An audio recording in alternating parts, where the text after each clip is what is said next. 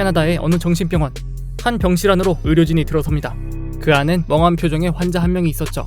그에게 늘 하던 대로 상태 체크를 하곤 다시 밖으로 나가는 의료진.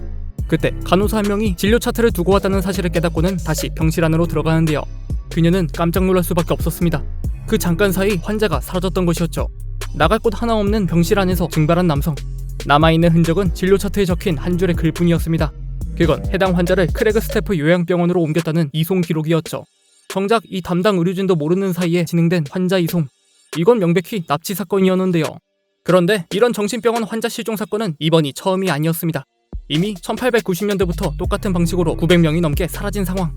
이에 SCP 재단에서도 그 크레그 스태프 요양병원이라는 건물을 경위 및 조사하고 있었죠. 문제는 그 건물을 수색해보아도 실종자들을 찾아낼 수 없었다는 것이었습니다. 여긴 그저 아무것도 없는 폐병원이었으니까요. 하지만 이 건물 주변의 정신병원에서만 실종 사건이 발생되고 있다는 점과 친절히 이송 기록까지 남기는 걸로 보아 이 건물이 원인일 거라는 생각을 빼놓을 수 없었죠. 때문에 재단에선 이 SCP-3054 전담팀을 꾸려 지속적으로 조사를 하고 있었습니다. 그날도 해당 연구팀이 그 요양병원 안을 순찰하고 있었죠. 매번 별다른 소득이 없던 그들이었지만 오늘은 줄리아라는 새 연구원이 팀에 합류하기도 해서 소개도 해줄 겸 같이 수색에 나선 상황이었습니다. 이때 린지 박사는 오랜만에 들어온 후임 덕분에 기분이 상당히 좋은 상태였죠. 한층 업된 목소리로 요양병원에 대해 설명을 해주는 그녀. 이에 줄리아도 의욕을 보이며 경청하고 있었습니다. 그런데 어느 순간부터 들려오지 않는 줄리아의 대답. 린지가 뒤로 돌아보니 그 자리에 있어야 할 후배가 사라져 있었죠. 모두가 잠깐 눈을 뗀 순간 그녀가 실종된 것이었습니다. 이후 다른 요원까지 호출하여 주변 일들을 사사치 수색해보았지만 끝까지 그녀의 모습은 보이지 않았죠. 결국 그날은 그렇게 기지로 되돌아올 수밖에 없었습니다. 이때 린지 박사는 큰 죄책감에 시달리고 있었는데요. 여태까지 수색을 하던 도중 실종된 사람은 단 한 명도 없었던 상황. 그럼에도 그녀는 방심해선 안 되는 것이었다고 자책을 하고 있었습니다. 그때 그녀의 핸드폰에서 울리는 진동. 폰을 확인한 그녀는 깜짝 놀랄 수밖에 없었죠. 그 진동은 바로 줄리아에게서 온 메시지였던 것. 이에 정신이 번쩍 든 린지는 도대체 어디 간 거냐고 빠르게 답장을 하기 시작했습니다. 실종되었던 줄리아. 그녀는 현재 크레그 스태프 요양병원 안에 갇혀 있었습니다. 어찌된 영문인지 선배에게 이야기를 듣던 도중 갑자기 이동된 것이었는데요. 그때 당시 눈앞에 폐건물들이 사라지고 웬 정상적인 요양병원의 모습이 펼쳐졌다고 합니다. 이후 어리둥절해하며 출구를 찾아 건물 내부를 돌아다니던 줄리아. 그녀는 결국 병원 직원들에게 붙잡혀 병실에 갇히는 신세가 되고 말았죠. 그 와중에 줄리아는 핸드폰을 숨겨오는데 성공했고 덕분에 린지에게 문자를 보낼 수 있었던 것이었습니다. 일단 직원들에게 들킬 위험이 있어 전화는 해선 안 되는 상황. 린지 박사는 문자로 대화를 이어가며 줄리아를 구출하기 위해 움직이기 시작했습니다. 우선 그녀가 갇혀있다는 203호실로 가보기로 했죠. 그렇게 그들이 이동하는 사이 줄리아는 자신이 1층에서 보았던 것들을 린지에게 말해주었습니다. 멍하니 창 바깥만 보고 있던 수많은 환자들과 옛날 복장을 하고 있는 의료진, 그리고 탈출하지 못하게끔 곳곳에 서 있는 직원들 등등. 그런 그녀의 암울한 이야기가 끝나갈 때쯤엔 린지 일행이 203호실에 도착해 있었죠. 역시나 방은 비어져 있었습니다. 차원이 뒤틀린 것일까? 그렇게 벙쪄 있는 사이 줄리아가 문 밖에서 직원들 발소리가 들린다며 서둘러 대화를 끝냈죠. 이때 린지는 그녀에게 조심하라는 말밖에 할 수 없었습니다. 그렇게 시간이 지나 다음날 저녁, 린지 박사가 SCP-3054 관련 자료들을 보고 있던 그때 또다시 줄리아에게서 메시지가 왔습니다. 그녀는 잔뜩 화가 난 상태였죠. 그건 그날 아침에 있었던 일 때문이었습니다. 의사를 만나 언제쯤 여기를 나갈 수 있냐고 물어본 줄리아. 이에 의사는 치료가 끝난 뒤에 내보내줄 수 있다고 대답했다는데요. 이때 그녀가 아무리 자긴 정상인이라고 어필을 해도 그저 흥미롭다는 표정으로 쳐다볼 뿐이었다고 합니다. 완전 미친 사람으로만 취급하고 있던 것이었죠. 그렇게 잔뜩 화가 난 상태로 진료실을 나온 줄리아. 그녀는 1층 공동으로 나가 다른 환자들에게 이곳을 나갈 수 있는 방법을 묻기 시작했다고 합니다. 그때 어느 환자에게서 탄원서를 올릴 수 있다는 이야기를 듣게 되는데요. 그건 심사위원들과 면담을 해서 정상임이 확인되면 퇴원을 할 수 있다는 희망적인 소식이었습니다.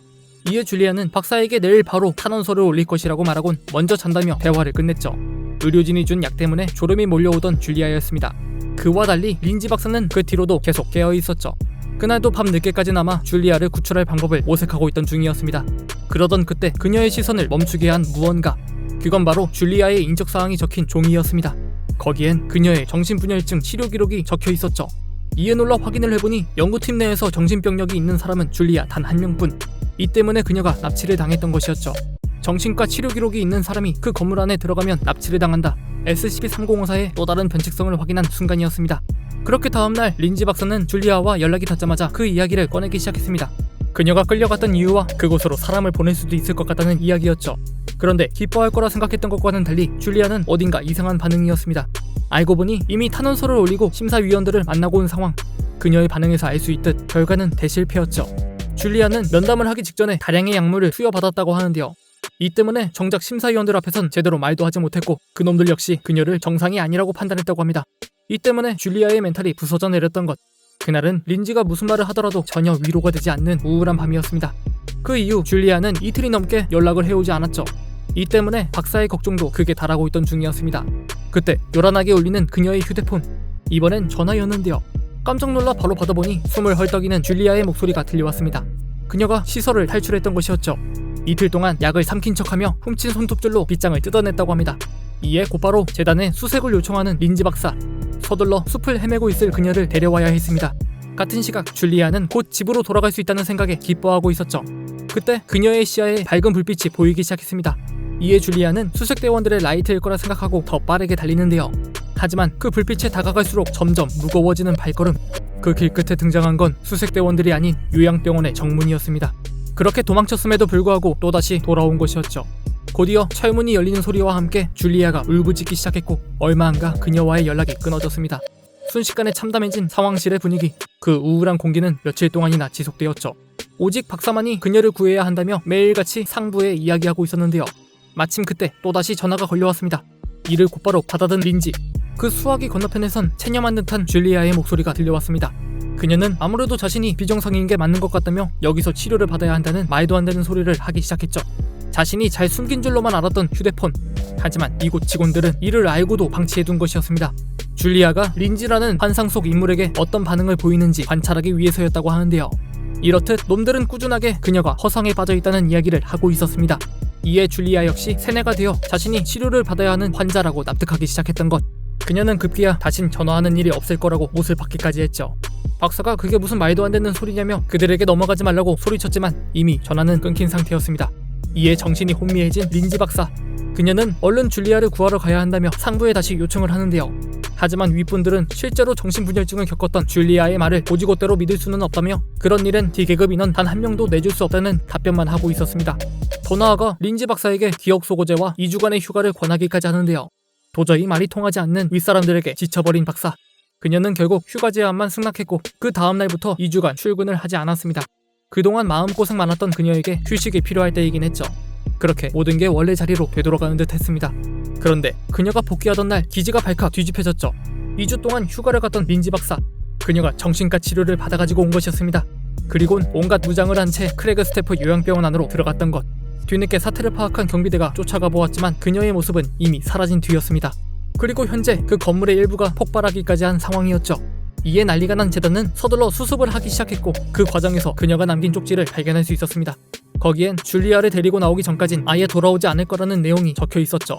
그 말을 증명하듯 그녀들은 지금까지도 그 요양병원에서 돌아오지 못한 상태라고 합니다. 결국 그렇게 두 연구원을 잃은 채 사건이 마무리가 된 것이었죠. 이후 재단은 SCP-3054의 현상에 무언가 변화가 있는지 꾸준히 체크를 하고 있으며 늘 하던 대로 환자들 실종 사건에 대한 입막음 처리와 그 현상을 막을 수 있는 방법을 계속해서 연구 개발 중이라고 하네요. 정체를 알 수 없는 폐병원, 그리고 그 주변 정신병원에서 환자들이 사라지는 괴현상 SCP-3054. 역시 폐건물은 아예 들어가지 않는 게 좋은 것 같습니다. 시청해주셔서 감사합니다.